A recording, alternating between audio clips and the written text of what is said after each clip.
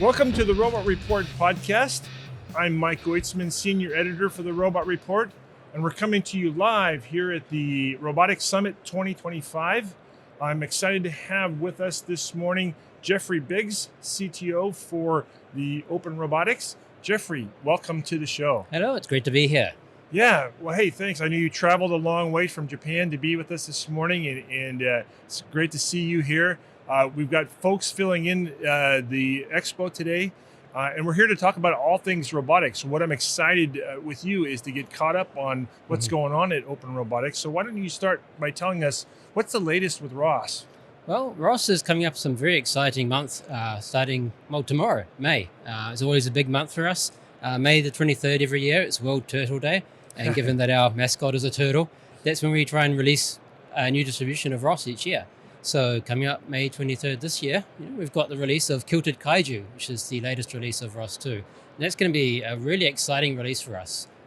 Number one, because it's going to see the first 1.0 release of a new middleware for ROS. Okay. So you may have heard about Xeno, which is a upcoming middleware coming out of the Eclipse Foundation. This is something that we're quite excited about because we're going to have full support for Xeno in ROS as binaries that you can download and use straight away. And that's going to bring so much new capabilities to ROS that we haven't seen so far. Our current middleware, DDS, is really good in many ways, but in some other ways it does have some flaws, particularly for like new users or if you want to control a robot in Singapore from France. And so Xeno is going to allow us to do all sorts of new things that we couldn't do with ROS so far. We're really looking forward to that one happening. Yeah, I mean, Xeno now, it's more efficient, is it not? It's more secure. Yes. So talk a little bit about how that sort of improves that middleware with a little more detail in terms of what it really means at the package level.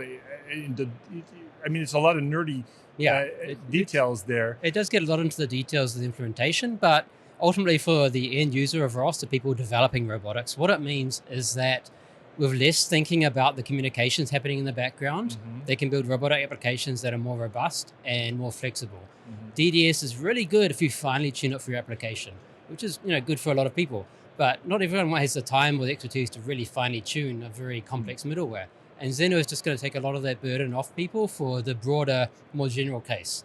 And I think that's going to be really very popular for people in like universities, for example, people who are building in complex environments with multiple networks. They're going to see a lot of benefits in those sorts of environments. Now, one of the things that's fun about ROS is the turtle mascot, but how do you guys come up with the names for each release? What's sort of the process there? It's not a particularly complex process. We have a thread on our internet forum for the community, and we say, we're taking solicitations. This year it's K or whatever. Yeah. And, here's the list of turtles that start with K, and we point them to various websites, and then we say start coming up with ideas, and we see what they come up with. And then ultimately the project management committee for ROS, they take that list of ideas and they whittle it down. They remove things like this one's a license conflict with Ubuntu, or this one doesn't sound very good, or this one's offensive in a particular culture around the world. And we just whittle it down to maybe half a dozen or so candidates, usually an adjective and a turtle name. Yep. And then from there, we just, the people at the top just say, okay, I like that one, let's do that. And then democratic. It's very democratic. There you go. And, so the other thing that's going on, I think, with ROS is the end of life of ROS 1. So talk to us a little bit about, what that means for those folks that are on ROS 1 now. What's the migration plan? What's your recommendations for those folks? So I think it's hard to make a single recommendation because everyone's use of ROS is always slightly different. And particularly people using ROS 1, we're down to about only 20% of ROS users are on ROS 1 now, but it's that long tail. And everyone in that long tail has their own reasons. Some people just don't want to shift. They've heard things about ROS 2, they think it might be too difficult or something. But there are people that they've been building products for 10 years on ROS 1. It's very hard to shift all of a sudden to an entirely new architecture when you've got a whole product that buying customers are using, you need to keep supporting them and so on, right? It's a massive effort. And they may not be able to justify the cost and the effort that it requires. So for people in that sort of situation who, even if they want to move, can't move that easily and therefore have to have a really much better reason or are going to look at a longer scope. The end of life of ROS 1 doesn't mean it's just going to vanish. We can't delete anything from the internet for a start, but also it's open source. The source is all there. You can keep on using it. It's just that for us, the difference is that the maintenance burden is now going to fall 100% on the community. Mm-hmm. So up until now, the Open Source Robotics Foundation has been doing things like building binaries, providing packages for people to download and install. That's going to go away. Mm-hmm. And the people who are building products on ROS One, they'll have to start taking on that maintenance burden themselves, or rely on volunteers from the community to do it for them. And I think that for a lot of the people who are building products in the long term on ROS One and still doing so, the lack of binaries is not going to be so much a problem, but the need to keep patching it to update it when bugs are found is going to be more of a direct burden on them. Fortunately, there are people in the community who are helping out. There is an effort called ROS-O, which is an attempt to make the future of ROS One be a little bit brighter. And so they have been doing a lot of work with us. The entire ROS 2 team has been working with them to help make sure that ROS 1 is in a good state when that end of life date hits. And it will keep building on modern versions of Ubuntu. And they're going to try and keep patching it to update it so as the compiler changes, as dependencies change, and so on. And that means that if you're building on ROS 1 and don't want to change to ROS 2 yet, it's not going to really be the end of the world. Things aren't really going to change all that much. It's just that over time, things are going to gradually get more and more difficult because there won't be that same maintenance effort going in anymore. Gotcha. And what's some of the timeline? What are some of the dates that are important around this? So the most important date is May the 31st. So the next version of ROS 2 comes out on the 23rd, but we've extended the timeline for ROS 1's ELL until the end of May because we want to hit the most recent patch date for the version of Ubuntu that it sits on. And that way we can ensure that it has the longest period of working with the most recent Ubuntu that it supports. After the May 31st, then it's over to the community. But until then, there's going to be about halfway through May, there will be a last chance for package maintainers to submit their packages, and those that build properly and compile and pass the tests, those will be in the final sync of ROS 1, and so that'll be effectively be the final version that the OSRF puts out. And do you have some sort of sense of the scale? How many users do you have, or how many systems do you have on ROS 1 versus where ROS 2 is? It's very hard to tell because we intentionally don't collect any statistics from users. Like we don't have any kind of calling home functionality or anything like that, which is, it's good for the users, but it makes things harder for us in some ways. I can say that we know that 20% of downloads are for ROS 1 packages. And to put that into a number, so in March this year, we had 37 million downloads of ROS 2. And so if you add 20% of that on top, that'll be the ROS 1 figure. So it's not an insignificant number. 20% is still a fairly big chunk. There are a lot of people still using it for one reason or another. We don't want to abandon these people. It's just simply a question of resources. As we work with volunteers to develop the software and maintain it, we only have a limited amount of funds to pay for things like the computing infrastructure that builds the packages and distributes them. We want to concentrate our resources into ROS 2 because we feel that is much more forward-looking than ROS 1. Absolutely. So let's talk about the Open Source Robotics Alliance now. What are some of the things that are happening with that initiative going forward? So that's been a very exciting year, really. 2.5 years since we started putting it together. It was announced publicly about this time last year. I think it was in April last year. Feels like a decade sometimes. But at 1 year old only, it's already achieved a lot. In just that 1 year, we've seen it grow to 48 members. So the OSRA, the Open Source Robotics Alliance, is a membership-based initiative underneath the Open Source Robotics Foundation. It follows the same sort of structure as other open source foundations. So if you're looking like the Eclipse Foundation or the Linux Foundation, these have been very successful in providing the financial resources and the organizational resources to support their projects, their open source projects. And so that is the model we've taken with the OSRA. And our goal there is just to support the long-term stability and health of all our projects, not just ROS, but also Gazebo, OpenRMF, and ROS controls, and also the infrastructure that supports them, which is also actually open source. And so with the OSRA, we have the ability for corporations and organizations and universities and so on to pay a membership fee. In return, they get certain benefits within the organization. But they pay that membership fee with the knowledge that that money is going to be used solely to support the projects in the long term and ensure that our projects are going to be around for the long term. Particularly for companies, that's important because if they're going to build a product on one of our projects, they want to know the product's still going to be maintained in 10, 15 years. And not have to worry about another ROS 1 EOL again. And so that is really a big goal for us, is to ensure that we have the financial stability to keep the projects going for the next 10, 20, 30 years and give people that long-term support. So in this first year, we've seen 48 corporate members join, which is just fantastic. It's way beyond our predictions. We've seen over 100 individual people join as supporting members, and all they get for that is a neat little badge. So that's really good to have those people saying, we support what you're doing at an individual level. We've seen the projects growing very well. The governance of them it's now an open meritocratic model of governance, which in the past it wasn't. And so that's been really well supported by the community. ROS Controls is a community project originally, and that joined the OSRA at the end of last year.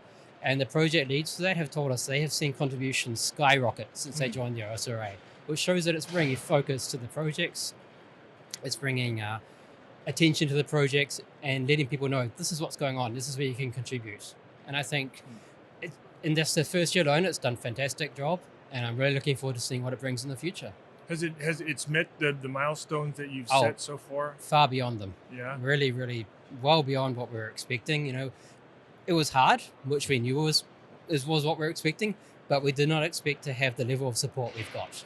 This is a new unknown thing for a lot of people who have up to now spent 15 years just assuming that the OSRF would provide ROS for them. And now they're finding, well, here's a way I can support it. And they want to, which is really good. I think showing that they want open source robot software to really grow and be the foundation of future robotics. Is there a class of member that you'd like to see more participation from in that organization if you had an opportunity to recruit? Obviously from a financial perspective, we like the corporate members because they pay the large fees. But personally, I really like the supporting individuals. Okay. These are individual people who just say, I want to support what you're doing. And it feels very personal to me, right? These people are making individual choices. It's not coming from their company or anything. It's coming out of their own pocket. And they're saying, I support what you're trying to do. I support why you want to support ROS into the future. And I support how you're trying to support ROS into the future. And that is a very nice vote of confidence, I think. And it's really nice to see that coming in. So I'd love to see more of them. Great. And so what any other interesting things that are on the horizon then that are coming that folks might want to look forward to? There's a lot of interesting stuff coming in the future. So we spoke a bit about Kilted, but Gazebo, of course, still keeps being developed. We're looking forward to seeing some massive growth in Gazebo over the next few years. We are putting some of those funds from the OSRA into good use in Gazebo to understand where the simulator needs to go. I think everyone knows the simulator field is a lot different to what it was 10 years ago now. Right. There's a lot more simulators coming up. And so we're positioning Gazebo to be much more useful to what people need for simulators and robotics going into the future. Reinforcement learning. Not just reinforcement learning, actually. I know that's a big one for people these days. But a lot of people actually want to use it for repetitive and repeatable testing. They want to be able to test their robot the same way they test Microsoft Word, for example, right? They just repeat the testing over and over and over and find all the bugs. Things like that currently it's kind of difficult to do with Gazebo. Not impossible, but not easy. So we're going to focus on things like that. Ensure that Gazebo really provides that sound tool you can use to ensure that your robot software is fundamentally sound and robust before you give it to your customers. And code development without hardware. The point is you can be a software developer without a physical robot, create a virtual robot, develop your code without that investment or before that investment or while the hardware is being developed or iterated. Absolutely. That's very important because in a lot of cases when you build that hardware, you want to know that you're building the right hardware. And it's really helpful for the software people to be able to figure out exactly what they want the hardware to be able to do in a simulator before they then go and tell the hardware people, okay, here's what we need it to be able to do. And then they can start that iteration between them to get the real fine details down. And so that's another big thing. If you're a student, of course, you can't afford to go and buy a $50,000 robot or even sometimes a $1,000 robot. So again, simulators are important there as well. We want to make sure Gazebo is really easy for people to just pick up just one command and you've got a robot to play with rather than having to really struggle to get going. The whole concept of being able to hook those engineering students while they're still in school to build their resume, so to speak, and skill set around an open source product makes them marketable now in the real world for companies or future entrepreneurial opportunities built around ROS, I think is a worthy vision. We feel that's very important, particularly as we get more into the AI era, being able to demonstrate that you can actually build a robot and not just generate a great AI, a great resume is going to be very important, I think. And Gazebo is going to help that. Other things on the timeline, we've got OpenRMF. Okay. It's going very well. OpenRMF is our meta fleet manager. So it can behave as a fleet manager, which I think is becoming very important in robotics. Yep. But it can also become as a fleet manager. So you can have multiple different fleets in one building. And that's what it was designed for originally. So OpenRMF is designed to allow you to manage multiple fleets of robots in a single space without having conflicts, traffic jams or anything. So it was interoperability between different vendors, yes, different absolutely. systems, Yeah, so the driving use case of this was in Chart in a hospital in Singapore. It was the central Singapore government-run hospital, very massive place, but they have about half a dozen fleets of robots from different vendors, and they kept getting jammed in hallways because they couldn't talk to each other and they couldn't get past. They'd just be waiting for each other to move. Yeah, It's not great. standoff. Yeah, standoff basically. And so OpenRMF was designed to prevent that happening. So you can have all your different fleets of robots working in one space cooperatively. And it's had massive growth. It's only been around about 5 or 6 years, but it's very popular. We're seeing huge growth in people interested in using it in Europe, America, Asia. I know in Japan, we've had a lot of people coming and talking to me about it. And that's been really great. And it's going through some massive new feature additions all the time. The most recent new feature that got added in is the ability to basically manage robots' tasks much more flexibly, so that rather than having one robot waiting while another robot's finishing its thing and then doing its task, you can have these tasks intertwined. It's very complex path planning and so on going on there. And it's really looking very powerful. Well, great. Well, I want to thank you for your time this morning and Thank for you. sharing with us the bit about the roadmap and celebrating the upcoming release as well. So again, thanks for your time. And for everyone else, I want to say thanks for tuning in. Be sure to like and subscribe and find us wherever you get your podcasts every week for your weekly dose of news and information about robotics.